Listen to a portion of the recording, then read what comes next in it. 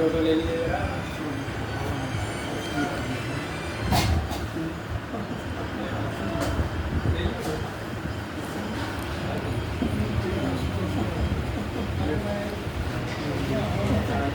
क्रांति जी के बारे में आज पापा जी के जन्म उत्सव इसको हम लोग जैसे मनाते हैं, ये एक व्यक्ति को कहते हैं कि आप लोग मोक्ष प्रदान करें।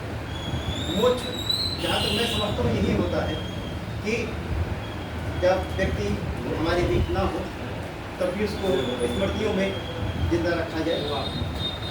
और एक पिता और पुत्र के बीच में जो संबंध होता है तो वो उसकी अलग अलग चीज़ें होती हैं, अलग अलग पीढ़ियाँ होती हैं। जैसे मैं जब किशोरावस्था में रहा हूँ बहुत चीज़ें मुझको नहीं समझ में आती थी।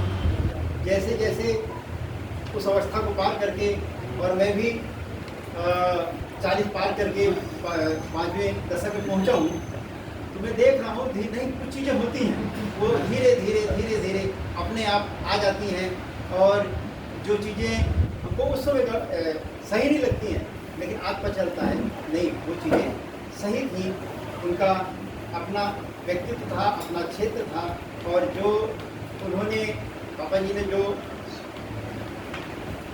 तय किया जो पाया कुछ चीज़ें रह जाती हैं तो यही जीवन होता है कि कुछ से बचा रहे।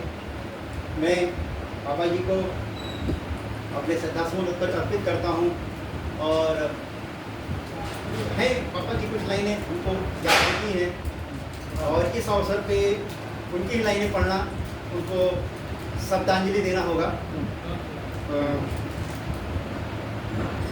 जैसे है कहते हैं सुधा का दान करके गरल जो स्वयं पी लेते अमर बलिदान उनका है जो मर के भी। ये कुछ लाइनें जो होती हैं वास्तव में होती है समय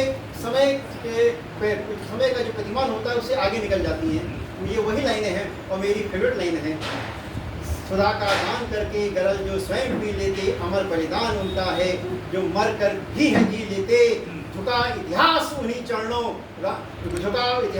चरणों रहा वही सम्मानी निछावर देश पे कर दे उसे कहते हैं बलिदानी। तो ये पंक्तियां हैं कुछ लाइनें हैं वो हमारे जहन में हैं। अगर मैं उनके एक अंश मात्र भी कुछ पा पाऊँ तो ये मेरे लिए बहुत बड़ी बात होगी।